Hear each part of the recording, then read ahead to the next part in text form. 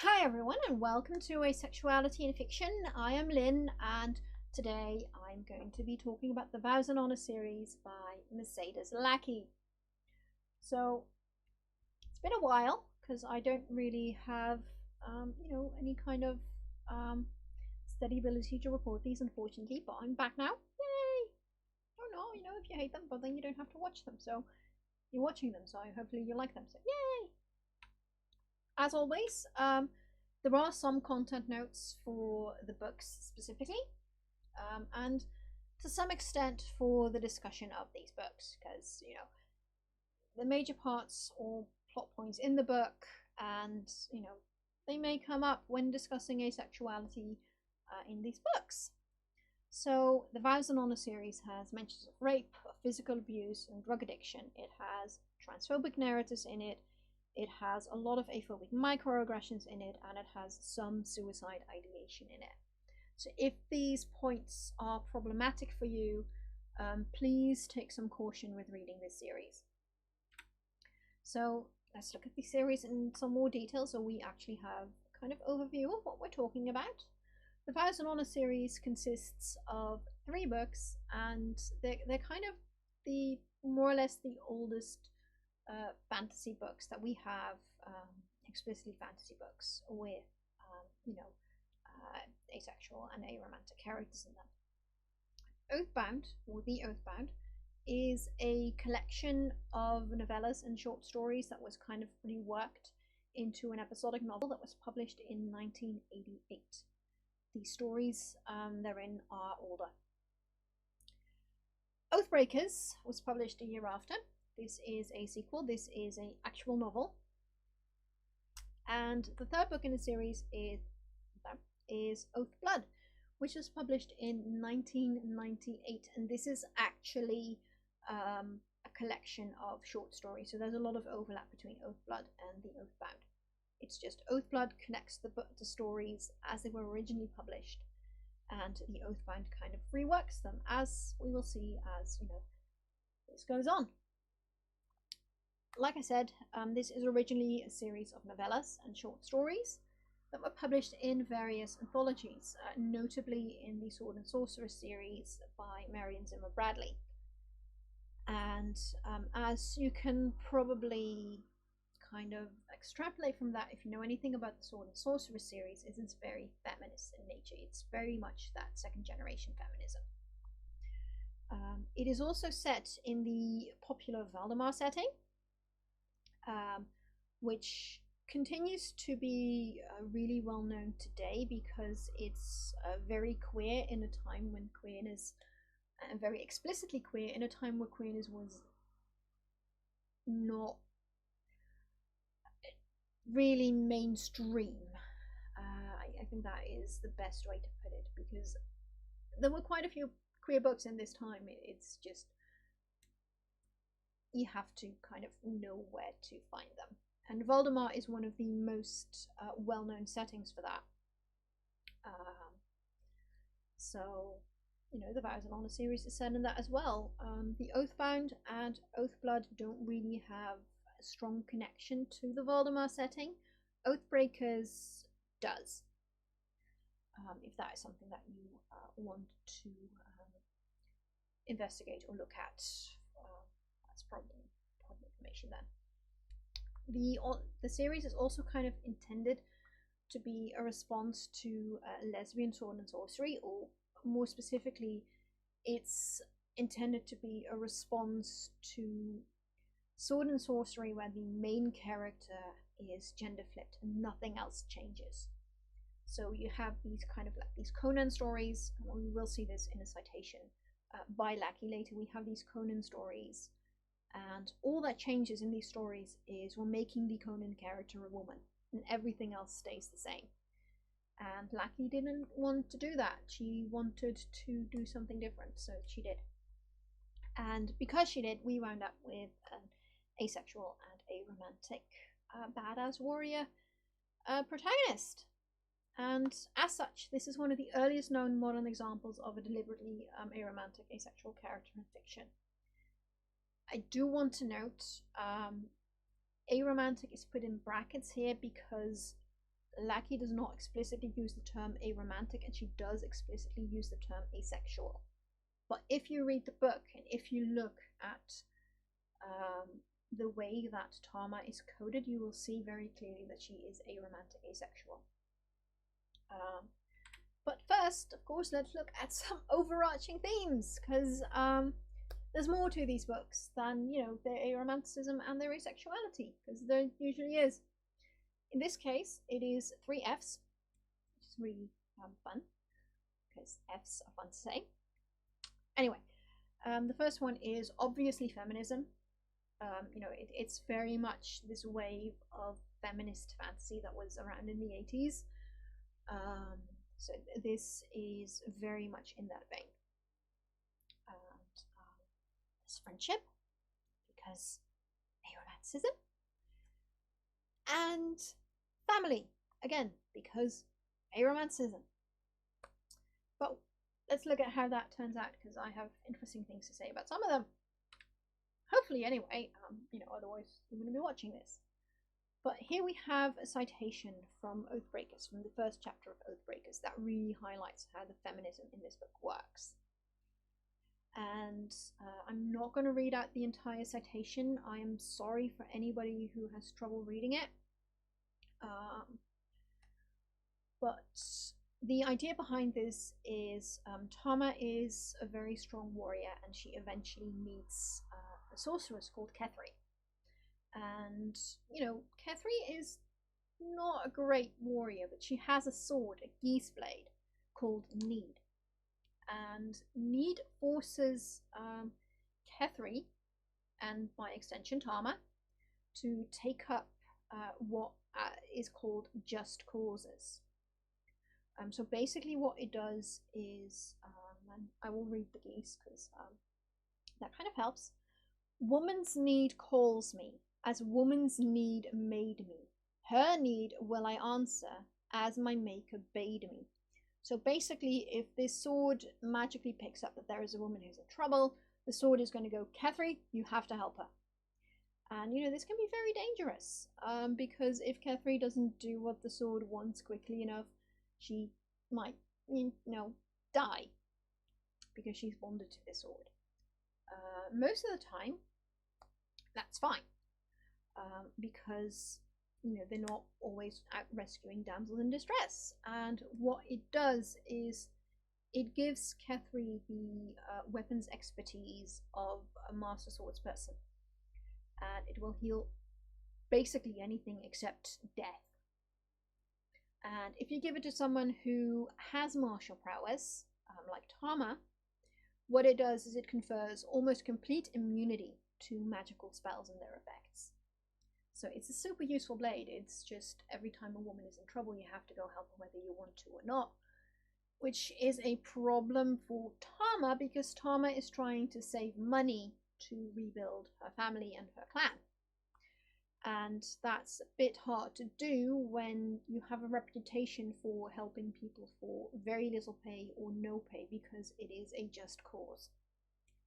So, but that is, you know, is kind of where these two are when it comes to feminism. It is, if there's a woman who's in trouble, they have to go and help them, which generally they do actually want to do. It's not generally as negative as it sounds in this chapter. But, you know, Tarma wants to save money, and she doesn't. And need is generally not the problem. It is a bard who shows up in this book, and who is really annoying her. We can also see how friendship is really important in these books. I have this citation here, as again from Oathbreakers, because Oathbreakers is just a really good book for citing all the things that are important in the Vows and Honor series. But here we have the beginning of the book is Tarma and Kethry are working for a mercenary company. And the captain of this mercenary company has decided in the past, before the book begins, that she needs to go back home to check on something, which she, you know, does. And she does not come back. So the people who know that she's gone, which is basically her second in command, is worried, and he's kind of like, Kethry and Tarma, can you like go and look for her? And Tarma and Kethry are like, yes, we can. And Tarma specifically says, when we come across someone special like you, like Tressie, like Idra, well, you help your friends. That's all I can say. That's what friends are there for. So you can see the importance of friendship to Tarma and Kethry, because they will literally drop everything they're doing to go and help a friend. 4, I really stress this, given the previous citation in chapter 1, no pay. They are doing this purely because their friend needs help. And there's a couple of other places, but mostly this story is about family and about the proto-queer-platonic relationship between Tarma and Kethry, which is really interesting because Oathblood and the Oathbound handle this slightly differently. Like I mentioned, the Oathbound consists of some of the same stories as Oathblood, except reworked, partially to ensure that they have a coherent single episodic narrative, and partially because sometimes you may want to elaborate on things, which is what we can see here. And I will read out these two in full because I think it makes the differences clearer. So in Oathblood, in the story Turnabout, we have a passage that goes like this. Odd. There was a current of communication and understanding running between these two that had him thoroughly puzzled. He dismissed without a second thought the notion that they might be lovers. The signals between them were all wrong for that. No, it was something else, something that you wouldn't expect between a Sheenain swordswoman and an outclansman. So basically between, Tarma, who is a Sheenain swordswoman, and a foreigner, who is Kethry, and the outclansman. But you can see in this already the way that Tarma and Kethry's relationship is not a romantic one, because it explicitly says the signals between them are all wrong for this romantic relationship because they're not lovers. Or the sexual relationship, depending on how you want to interpret lovers in this sense. It's kind of double up in that sense. It's not really clear which one, whether it means romantic or sexual. It probably means both, as it usually does. But that's kind of the trouble you run into when you're looking at very old books with aromantic asexual characters, is any books with asexual and aromantic characters that don't use the spirit attraction model specifically and deliberately. It's just, where does this go on the line? We don't know. Depends on how you interpret it. But let's look at how it is described in chapter 8 of the Oathbound. As he studied them further, he noticed something else about them that was distinctly odd. There was a current of communication and understanding running between these two that had him thoroughly puzzled. He dismissed without a second thought the notion that they might be lovers. The signals between them were all wrong for that. No, it was something else, something more complicated than that. Something that you wouldn't expect between a Sheenain swordswoman and an outclansman. Something, perhaps, that only someone like he was, with experience in dealing with Sheenain, would notice in the first place. So you can see it's pretty much the same description, it's just kind of expanded on a little bit. It's also changed a little bit. Turnabout is very much in the perspective of this guy, and it's very close third person. And chapter 8 of the Oathbound is kind of taking a step back from that. And you can see, the note that they might be lovers, but the signals are all wrong is still there, word for word.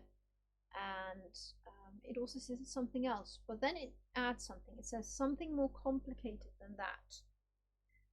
And it doesn't really expand on what that means. You have to read on to see what that means. And it's very, very easy to read this as hinting at a queer platonic relationship between them. You can already see that in, the original quote, but now it's even clearer because it's very clearly marked as something else and something that is considered more complicated and something which can be othering to aromantic and asexual readers. Is it is presented as something very specific between a Shina-in woman and a foreigner, and we will see that more and more as the narrative goes on. It is a kind of relationship that is very much associated with the other, even with Tarma being the main protagonist of the book. So we can see it go on as well. You can see the queer platonic notes even stronger as the citation goes on. This bit is not in the original story. It is, however, in the Oathbound. A glint of gold on the smallest finger of Kethry's left hand finally gave him the clue he needed, and the crescent scar on the palm of that hand confirmed his surmise. He knew without looking that the swordswoman would have an identical scar and ring. These two had sworn Shina-in blood oath, the oath of She'enadran, the strongest bond known to that notoriously kin-conscious race. The blood oath made them closer than sisters, closer than lovers, so close they sometimes would think as one. In fact, the word She'enadran was sometimes translated as two made one. So if you needed any kind of confirmation that we are talking about a very, very close relationship and partnership, here we go. You can see it in the imagery. They're wearing rings, which is basically the symbol of partnership and romantic partnership specifically in Western canon for years and years and years and years and years and years and years. It's like if you give someone a ring and you have an identical ring, it's a partnership of some kind. That's kind of the narrative that we have when we see people wearing two rings, or specific rings. The scar they have, again, you can see it with hand fasting, which was sometimes done with scars, I think. But even if it doesn't, it kind of, being a fantasy novel, it conjures that idea. And then it continues with they swore a blood oath. So even though we haven't seen it in this book, for all we know, if we only read the Oathbound, they cut the hand slightly and mingled their blood, and that is how they form a blood oath. We don't really know at this point. Point is, however, this oath is considered the strongest bond known to Tarma's people. And it is a bond that very specifically makes them closer than family, both blood family and, married family, or, romantic partners and sexual partners.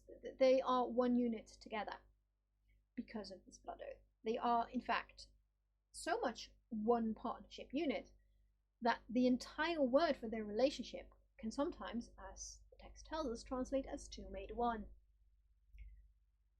So, it's, if you're reading for aromantic coding specifically, this is a really, really strong and important citation, because it basically says these two are in a relationship, it's just not a sexual or romantic one.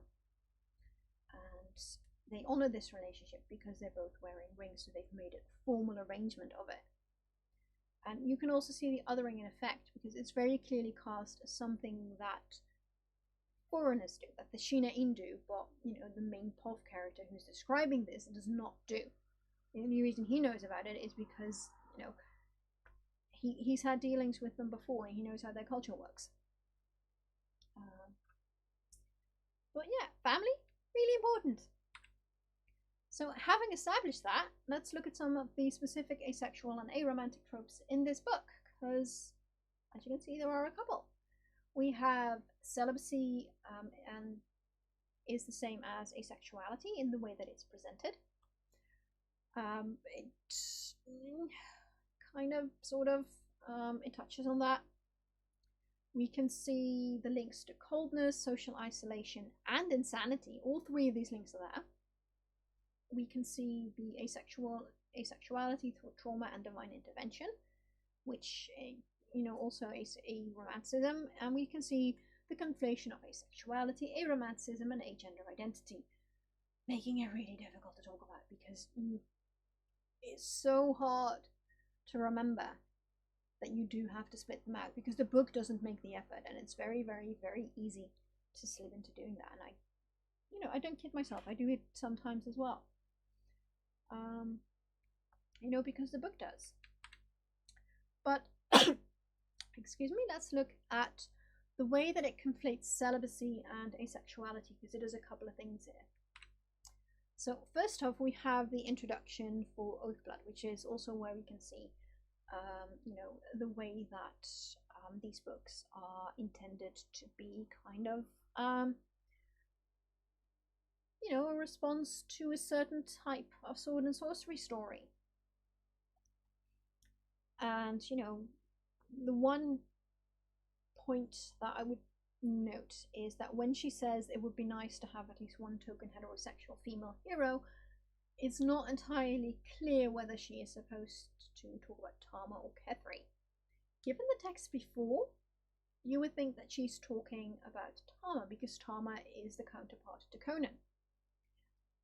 Unfortunately, Tarma is also the explicitly asexual main character, so it's more likely that it applies to Kethry. It makes more sense for it to apply to Kethry, rather. And then we can see Tarma is celibate, chaste, and altogether asexual. So here we have a description of Tarma that conflates celibacy, chastity, and asexuality all in one, because they're all in one sentence. And it doesn't take the time, because it's just an introduction, to pull them apart. They are related. Or at least celibacy and asexuality are often related, because a lot of asexual people are also celibate. But it doesn't really make a distinction between the two. She's both of these, and if you interpret them as being the same thing, just worded differently, that's fine. That kind of reading is kind of strengthened by the way that it says that Kethry isn't, and though she doesn't think with her hormones, she is definitely fond of men. So Kethry is very much neither celibate nor asexual. And, it does that conflation thing where asexuality gets conflated with sex, even though, it's not about behavior, it's about sexual attraction. And so you can see here the way that celibacy and asexuality kind of come together. We can see it in more places in the introduction to Oathblood, though. We can also see it in the pronunciation guide of Oathbreakers. So here we have a term that comes from the pronunciation guide, which is Berserker, which is described as the spiritual bond between the Kalanadral and the warrior. Its presence can actually be detected by an adept, another Kalanadral, and the Kalanadral him or herself. It is this bond which creates the shielding, quote unquote, that makes Kalanadral celibate/neuter and somewhat immune to magic. So, as you can see, there is no mention of asexuality here, but this spiritual bond makes them celibate. It forces them to be celibate. And it does that by making them unable to experience sexual attraction of any kind. So it's basically forcibly making them, asexual. Because they don't experience sexual attraction. And then it kind of conflates it with, being agender, which we're going to look at later in more detail, but I just want to note that it here very clearly conflates celibacy with being agender, because it's literally saying it makes them celibate/neuter. So it takes their sexuality away, basically. And yeah, the rest, they're basically their terms. Kalanadral is a specific term used to describe a specific type of Sheenain warrior, which Tarma is. The warrior is their goddess, and an adept is a magic user. So if you needed a description for any of the terms, hopefully that helps. But there we go. Here we have another example, because we're not done yet. I need to actually reread this so I understand what it says and what I want to be looking at.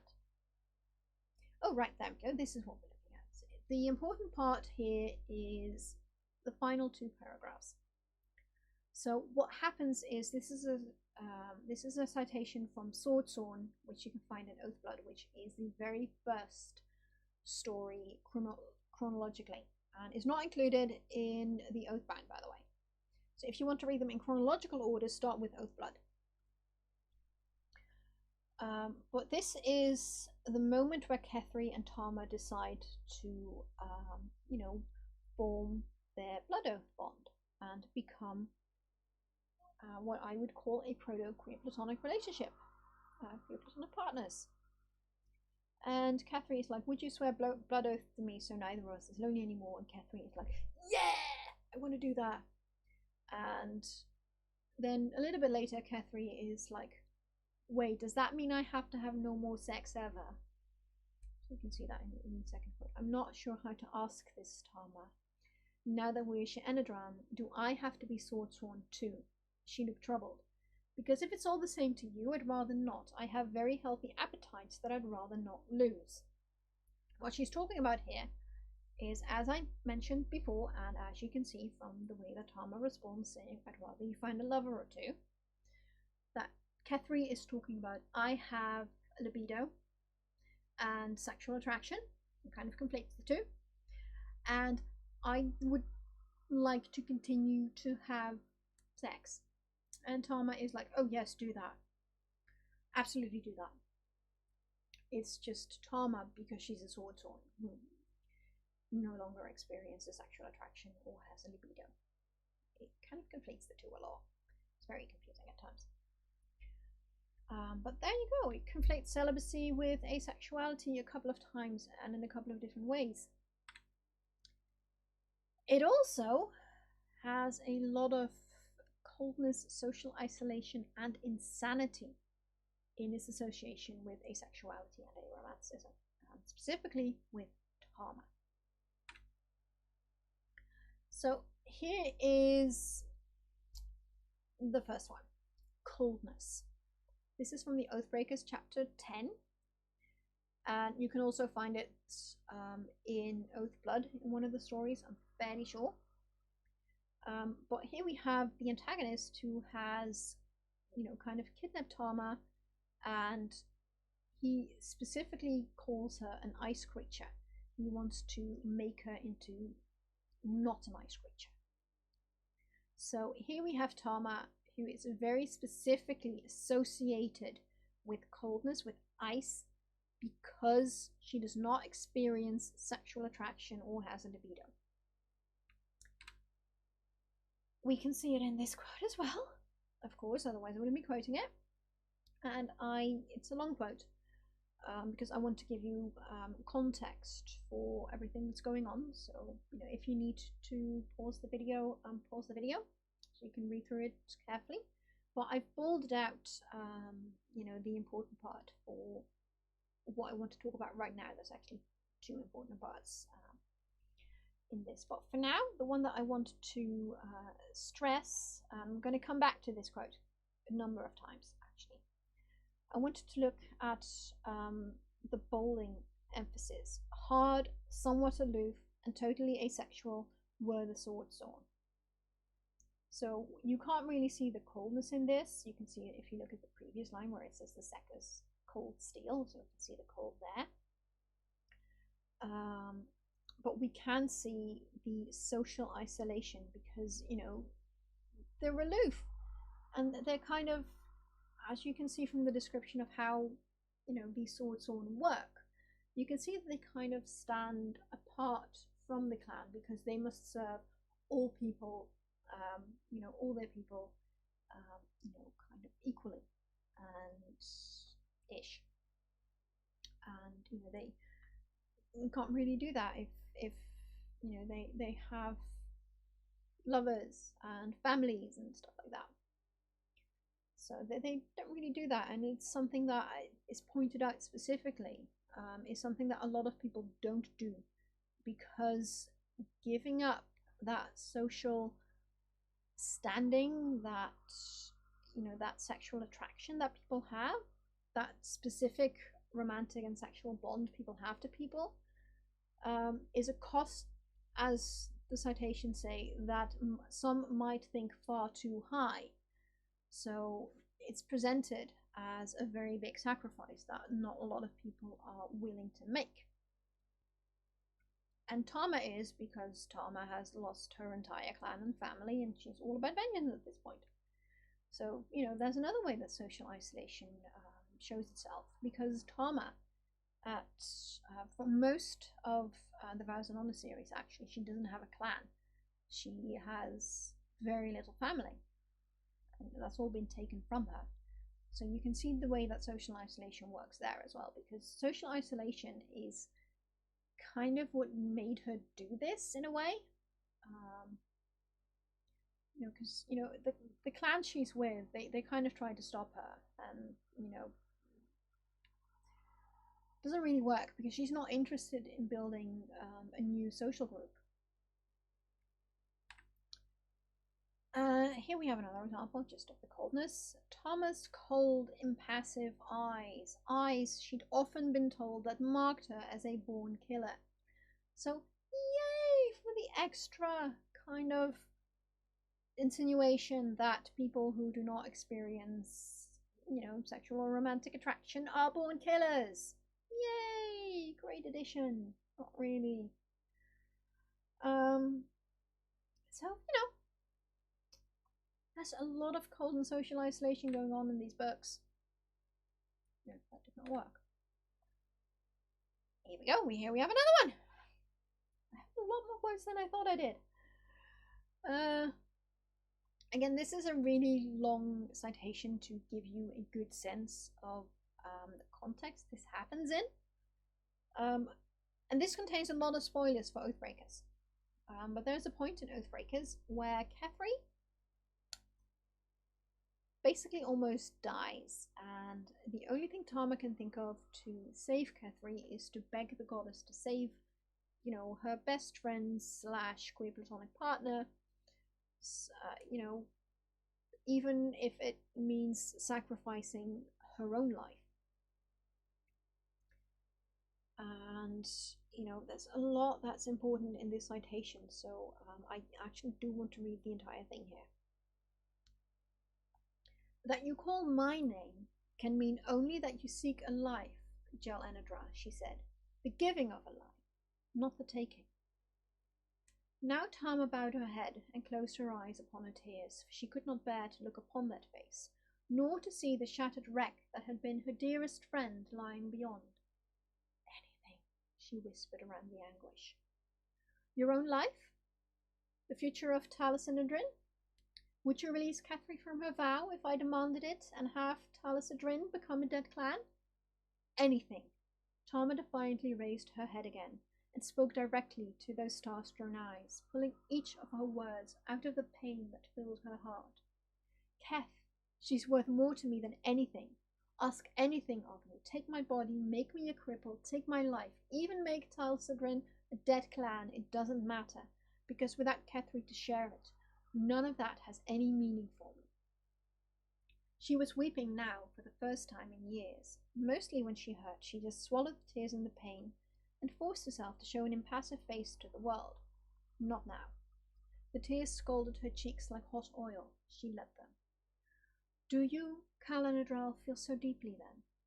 Tarma could only nod. As Tarma stared, still too numb to move, she could hear the jubilant voice of the warrior singing in her mind.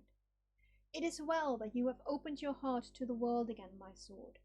My Calanadral were meant to be without desire, not without feeling.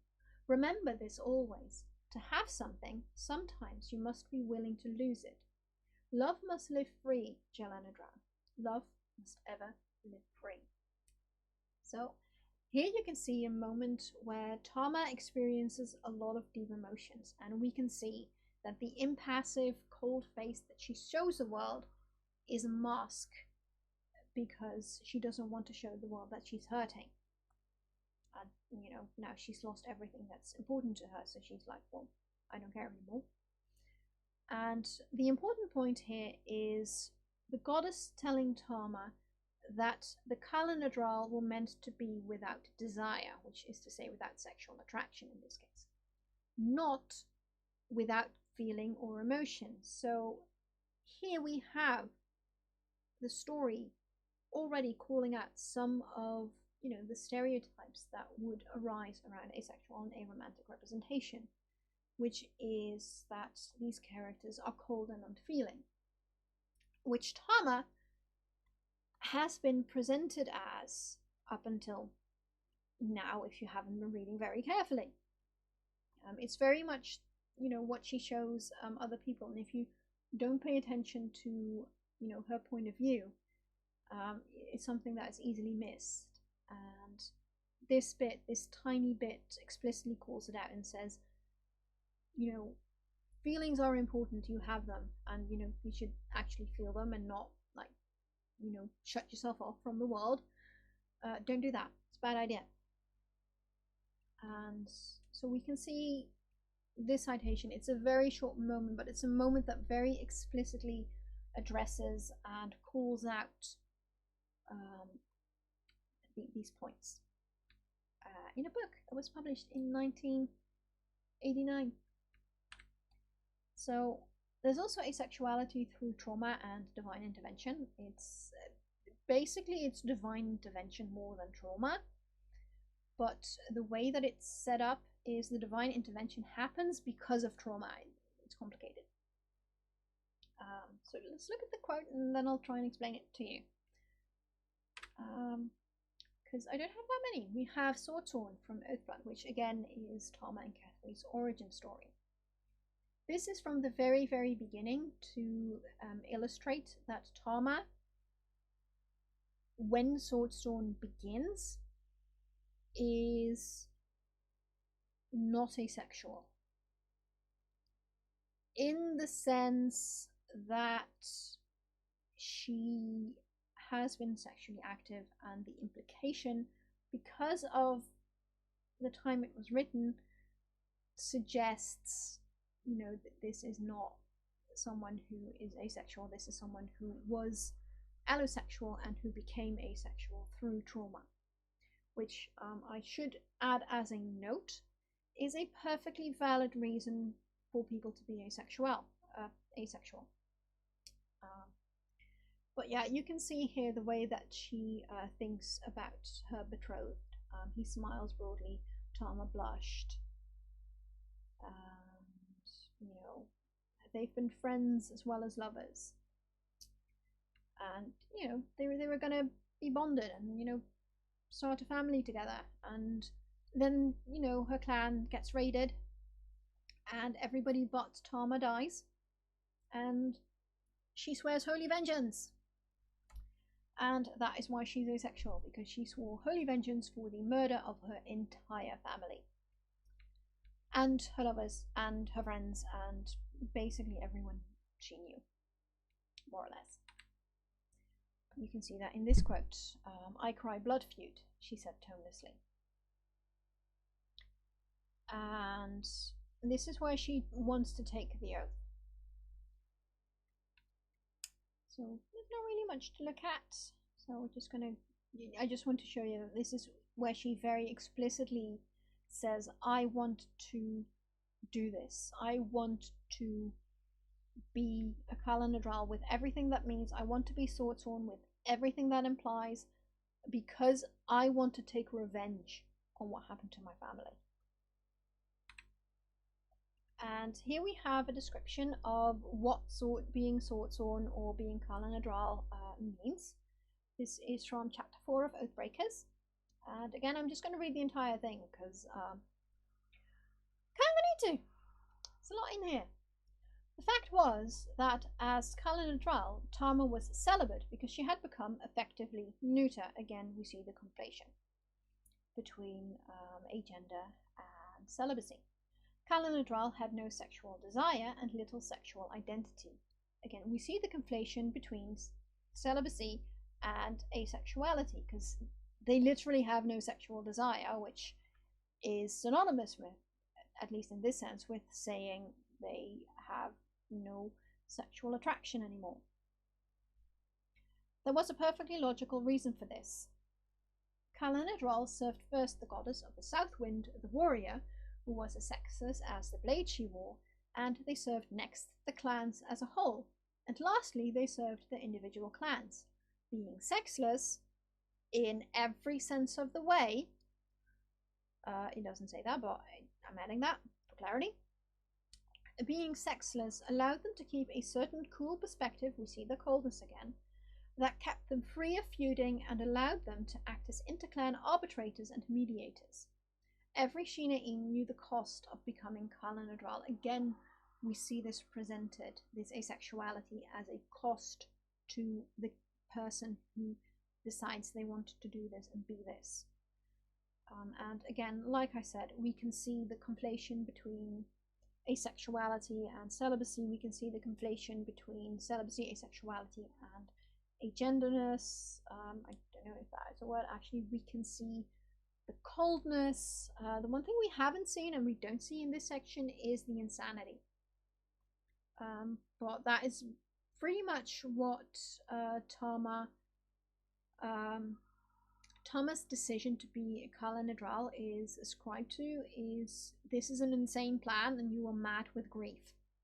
So, you know, that's basically not here yet, I think. Here we can see that it has been accepted. You know, there's an icy calm about her that is unmistakable and completely inhuman. So here we also have the coldness, but we also have the link to presenting an asexual and aromantic character as not human. That's literally what it says on human. She also no longer gets to wear bright colors. She has to wear dark colors, brown and black. That's pretty much it. So, you know, it's a very clear retreat from any kind of human nature. She's literally become something completely inhuman in the way that she presents herself. She no longer gets to enjoy the same kind of colors and clothing that, you know, the rest of the people do. And it is just, she ends up physically setting herself apart from the human characters, the other human characters, because she is still human, of course. And we've mentioned it a couple of times now, the conflation of asexuality, aromanticism, and agender identity. This is really common in this era from my experience. I don't think I have read a book from the 80s that sports asexual and aromantic coding that does not include some level of coding the character as you know, agender as well, on top of everything else. But the Vows and Honor series does it quite blatantly. Here we have a chapter 1 from the Oathbound, where again we can see you know, some of the other points. Her forbidding ice blue eyes, we can see the cold again. But we can see the nearly sexless body, and we can see her compared to Kethry in particular. And as we know from the introduction, Kethry is very much not aromantic asexual. She is very much heterosexual. And you can see that in the way, you know, they look differently. Don't really have much to say about that.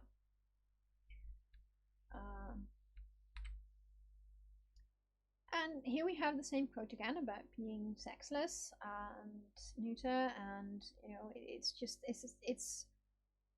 in case we missed, you know, the conflation in the previous bit, we can see it here as well, because being sexless here clearly implies both being looking physically sexless, like physically androgynous, and having no sexual desire, no identity. And you know, it's basically it's someone who has no sexual characteristics whatsoever.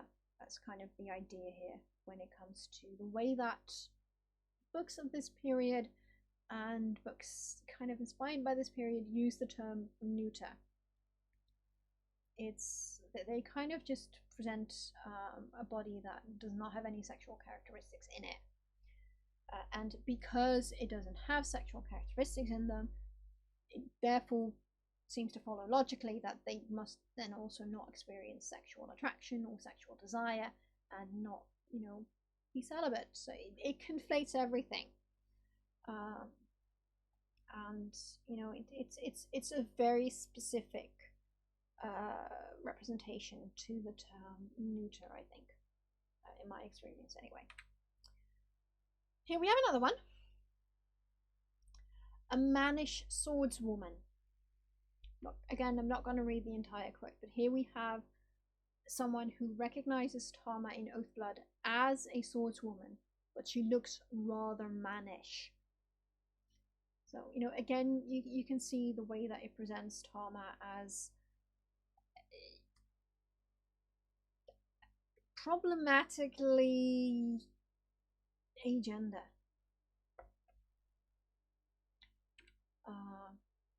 Yeah, that's how you can see the asexual and aromantic tropes in these books. You can probably find more citations if you look. Obviously, I didn't cite everything.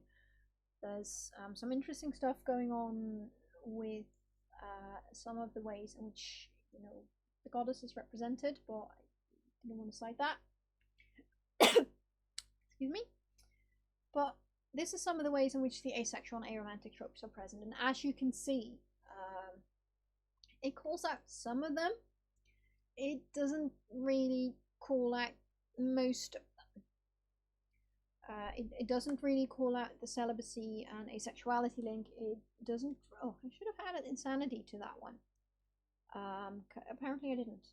But it doesn't really. It counters the coldness and the idea of social isolation, because it makes it clear in Oathbreakers that this is a choice that Tarma made that she didn't have to make. But again, you can also see it kind of like, well, it's a divine decision with her being presented as looking ice cold and in her approachability and being like unhuman. So it's kind of a complex thing, but it does at times try to call out that coldness and that social isolation explicitly in the text, and you can see it a lot when you're in Tarma's point of view, because Tarma very clearly is not a cold person. It's just the social isolation that comes from being separated from her clan and her family, and her desire not to be seen as weak or hurting that makes her look cold, but she feels very deeply. And it tries to call that out. Again, it doesn't really call out the asexuality through trauma or divine intervention, which honestly I would say is fine, because that is a legitimate way to be asexual, but it's something that, given the time period and the way that it's handled, is something that you can write a paper on if you want to explore how that affects representation and how that plays out in the rest of the book. And again, the conflation of asexuality, aromanticism, and agender identity is something that is a staple of these the books from this period that we think of as having ace and aromantic coded characters. Is they tend to have agender identity in them as well. So that's pretty much it. If you're new to this series, I have a couple of other videos as well. I have notes somewhere on the ones that I wanted to talk about and include, and I don't have my notes. Oh, here we go. I wanted to mention the introduction to this series. Just in case you missed it, I want to introduce like, what am I doing and what is the point of all of this, and what are some of the overarching points that you can find when it comes to aromantic and asexual representation in general. And then I've also done a video, I think that one's going to be to the left and the other one's going to be to the right, but it's left and right, so don't pin me on that. But the other video is specific to science fiction and fantasy tropes when it comes to presenting asexuality and aromanticism.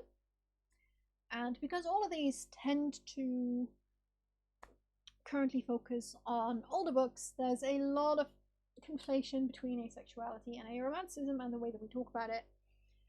And we're still, I'm still working out how to best talk about them. Academics are still working out how to best talk about them. Academics is really bad at it in general.